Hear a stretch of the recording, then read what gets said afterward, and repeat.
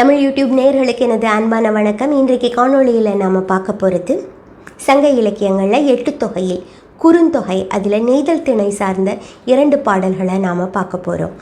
சரி, இந்த 2 பாடல்களில் முதல் பாடல் 51வது பாடலாக அமைந்திருக்குது. இதை எழுதிய புலவர் குன்றியனார் அப்படிங்கிற ஒரு புலவர். இவர் சங்க இலக்கியங்களில் 10 பாடல்களை பாடியிருக்கிறாரு.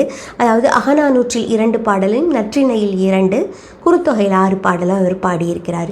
இந்த பாட்டோட பின்னணியை சொல்லிவிட்டு நான் பாடல் பற்றி சொல்கிறேன். இந்த பின்னணி என தோழி கூற்றாக இது அமைந்திருக்குது. அதாவது ஒரு தலைவன் மீது தலைவி காதல் கொண்டிருக்கிறாள். ஆனால் திருமணம் தள்ளி போடப்பட்டிருக்கு. அதாவது தலைவன் திருமணத்திற்கான முயற்சியில் இறங்கலை. அதனால் தலைவி வருத்தமுற்று இருக்கிறாள். அப்பொழுது தோழி அவளை தேற்றி உன்னுடைய திருமணம் விரைவில் நடக்கும் அப்படின்னு சொல்கிறாள். ஏன்னா தாய்க்கும் அவனை பிடிச்சிருக்கு, எனக்கும் பிடிச்சிருக்குது, தந்தை தான் உனக்கு அவனை கொடுக்கணும், அதனால் உனக்கு இது விரைவில் முடிந்துவிடும், கவலைப்படாதே என்பதாக குறிக்கிற இந்த பாடலை நாம் பார்க்கலாம். பார்த்துட்டு நான் பொருள் சொல்கிறேன்.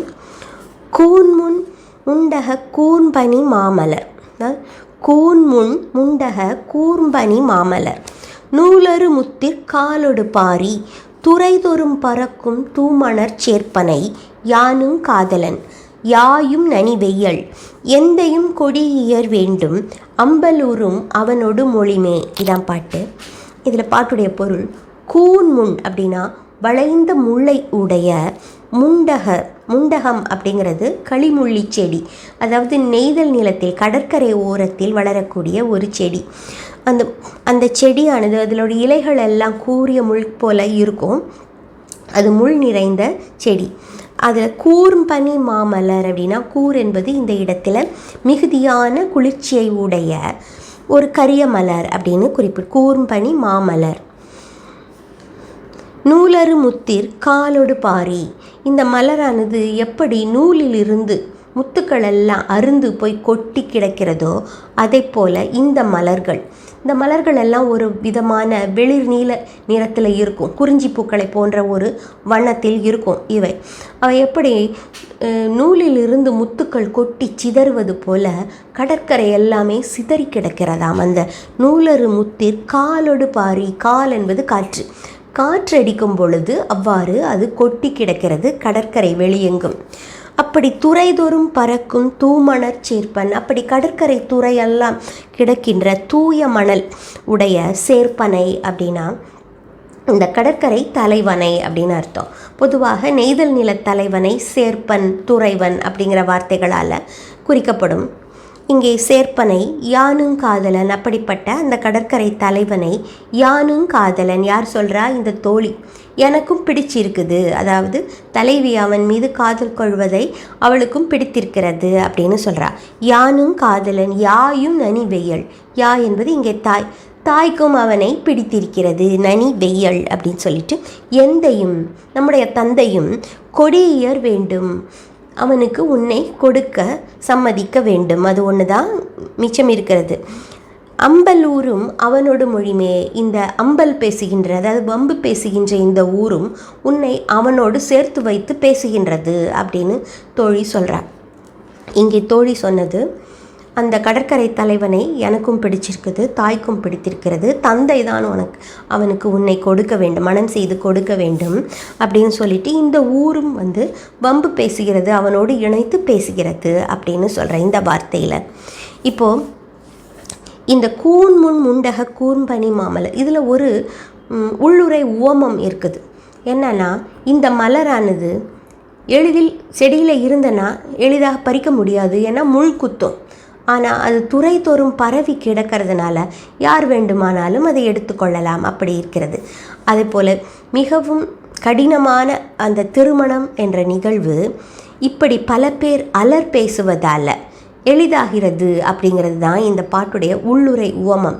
எப்படி முத்துக்கள் சிதறி கிடந்தால் எடுப்பது எளிதாக இருக்குமோ அதே போல் அந்த பூக்கள் சிதறி கிடக்கிற மாதிரி அவளுடைய திருமணமும் மிக எளிதில், அதை எப்படி எடுக்கிறோமோ அது அவ்வாறு எளிதில் கைகூடும் அப்படின்னு தோழி குறிப்பிடுகிறாள். இதில் இன்னொன்று என்ன அப்படின்னா, இந்த அம்பல் ஊரும், இந்த ஊர் அவனோடு சேர்த்து வைத்து பேசுவது என்பது திருமணத்தை மேலும் விரைவுபடுத்திவிடும் அப்படிங்கிறதும் இதில் கருத்தாக இருக்குது. இதில் அம்பல் அப்படிங்கிற வார்த்தை பார்த்திங்கன்னா வதந்தி ஊரில் ஒருத்தரை பற்றி, அதாவது தலைவி தலைவனை பற்றி கிசு மாதிரி பேசுவாங்க. இந்த காலத்தில் சொல்கிறது. அந்த காலத்தில் அலர் அப்படிங்கிற ஒரு வார்த்தை.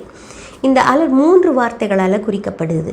அம்பல் அப்படிங்கிறது ஒரு மொட்டு நிலை, சில பேர் மட்டும் ரொம்ப பேசுகிறாங்க அதை பற்றி, அதனால் அது மொட்டு நிலையில் இருக்கக்கூடியது தான் அம்பல். அலர் அப்படிங்கிறது அது இன்னும் மலர்ந்த நிலை, அதை பல பேர் அதை பற்றி பேசினாங்கன்னா அதை அலர் அப்படின்னு சொல்லுவாங்க. இதில் இன்னொரு வார்த்தை கவ்வை அப்படின்னு இருக்குது. கவ்வை அப்படின்னா பழிச்சொல்லாக பேசுவது. இப்படி இந்த 3 வார்த்தைகளும் காதலர்களுக்கு எதிரிகளாக அமைந்திருக்கிறது. அதே நேரத்தில் இந்த பாடலில் தோழி சொல்வது என்னென்னா, அவனோடு சேர்த்து வைத்து பேசுவதால் அவனுடைய திருமணம் விரைவில் கைகூடும். ஏன்னா தாய் தந்தையர் இந்த பேச்சு நிற்க வேண்டும் என்பதற்காக விரைவில் திருமணம் செய்து வைத்து விடுவார்கள் அப்படின்றது இந்த பாட்டுடைய பொருள். இதில் இன்னொரு விஷயம் என்னென்னா, இந்த பாட்டை படிக்கும் பொழுது தலைவி கூற்று போல நாம் நினைத்து படித்தாலும் அப்பொழுதும் இது பொருந்துவதாக அமைந்திருக்கிறது.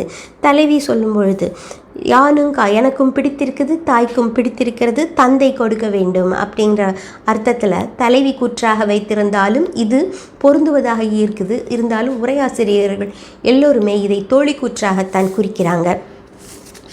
இங்கே இப்பொழுது எனக்கு என்ன நினைவுக்கு வருது அப்படின்னா, சிலப்பதிகாரத்தில் மாதவி கோவலனுக்கு ஒரு கடிதம் அனுப்புவாள். அவன் சினம் கொண்டு கோபித்து சென்ற பிறகு அவனுக்கு ஒரு கடிதத்தை அனுப்புவாள்.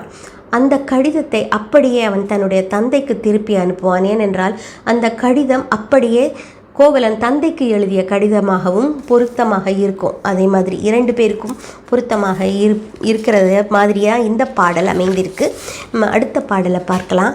அடுத்த பாடலும் நெய்தல் திணை சார்ந்த பாடல். இது 92வது பாடலாக அமைந்திருக்கு. இதை எழுதியவர் தாமோதரனார் அப்படிங்கிற ஒரு புலவர். இவர் எழுதிய பாட்டு சங்க இலக்கியத்தில் இந்த ஒரு பாடல் தான் நமக்கு கிடைச்சிருக்குது.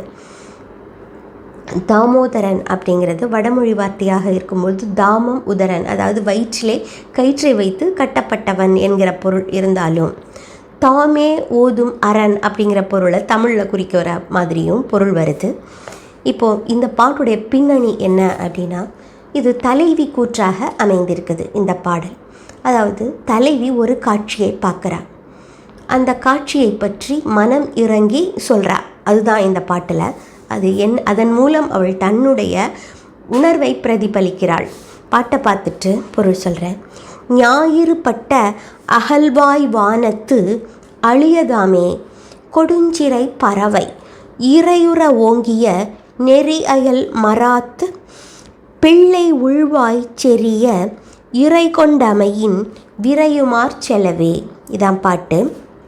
இதில் என்ன பொருள் அப்படின்னா, ஞாயிறு பட்ட அகல்வாய் வானத்து, அதாவது ஞாயிறு பட்ட, அதாவது சூரியன் மறைந்த நேரம், சன்செட்டு, மாலை நேரத்தில் ஞாயிறு பட்ட அகல்வாய் வானத்து அப்படின்னா அகன்று விரிந்த வானத்திலே அழியதாமே கொடுஞ்சிறை பறவை, வளைந்த சிறகுகளை உடைய இந்த பறவை இரக்கத்திற்கு உரியது அப்படின்ட்டு ஆரம்பிக்கிறார்.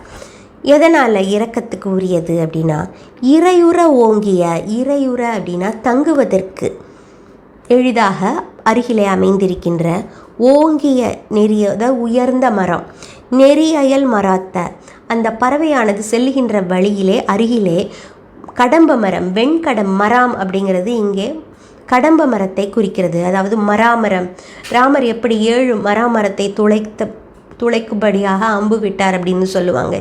அந்த மராமரம், அதாவது கடம்பு மரத்தை தான் நம்ம அப்படி குறிக்கிறோம். இங்கே கடற்கரையோரத்தில் இந்த மரங்கள் காணப்படும், வெண்கடம்பு மரம். அந்த மரத்தின் உயர்ந்த மரம் அது வழியிலே இருக்கிறது. அங்கே பிள்ளை உள்வாய்ச்செறிய, இதனுடைய குஞ்சுகள், அந்த பறவையின் குஞ்சுகள் அந்த மரத்திலே தங்கியிருக்குது. அதனுடைய உள்வாய்ச்செறிய, வாய்க்குள்ளார அந்த இரையை செருகுவதற்காக இது வாயிலை இரையை கவ்விக்கொண்டு போகிறதாம் இந்த பறவை. இறை கொண்ட அமையும் விரையுமார் செலவே, அதுக்காக இது விரைந்து செல்லுகின்றது. இந்த பறவை இரக்கத்திற்கு உரியது அப்படிங்கிறார்.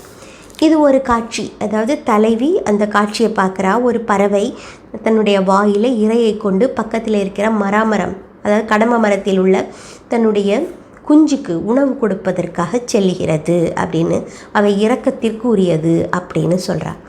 இந்த கூற்று அதில் என்ன புலப்படுகிறது அப்படின்னா, அவளுடைய நிலை இந்த பறவைக்கு இருக்கின்ற பாசம், குடும்ப பாசம் தன்னுடைய கணவனுக்கு இல்லையே அப்படின்னு இந்த தலைவி வருந்துவதாக, அவளுடைய மனவேதனையில் வருகின்ற வார்த்தையாக இது இருக்குது. இதில் என்ன அப்படின்னா, பிள்ளை உள்வாய்ச்செறிய அப்படின்னா அந்த குஞ்சுகளுக்கு உணவிடுகிறதுங்க வர்றதுனால இவளுக்கும் குழந்தைகள் இருக்கும் அப்படிங்கிறத நம்மளால் உணர முடியுது. அவனுக்கு குடும்ப பாசம் இல்லையே, தலைவனுக்கு அவன் விரைவில் வரவில்லையே அப்படிங்கிற எண்ணத்தில் அவள் கூறுகிறாள். இதை காமம் மிக்க கழிபடர் கிழவி அவன் மீது கொண்ட அன்பினால், ஆசையினால் துன்பத்தை புலப்படுத்தும் வார்த்தைகளை சொல்லுவது என்பது இதன் பொருள். இப்போது இந்த பாட்டு ஒரு வித்தியாசமான மற்ற பாடல்களிலிருந்து தனித்தன்மை வாய்ந்ததாக இருக்குது. இந்த ஒரு பாடல் தான் இவர் எழுதியிருந்தாலும் பிற பாடல்களிலிருந்து என்ன தனித்தன்மை அப்படின்னா, இதில் உரிப்பொருள் அப்படின்னு சொல்கிறோம்ல, அவர்களுடைய உணர்வு அது மறைவாகத்தான் இருக்குது, வெளிப்படையாக தெரியலை. அதாவது தலைவி தன்னுடைய உணர்வை புலப்படுத்துகிற வார்த்தைகளை இங்கே சொல்லவே இல்லை. அதனால் உரிப்பொருள் மறைந்து இருக்கிறது. அந்த பறவையை வைத்து தான் அவள் சொல்கிறா. அதனால் இந்த உரிப்பொருள் மறைவாக இருந்தாலும் இது இறங்கி கூறுவதனால இது நெய்தல் திணைக்கு உரியதாக இருக்குது.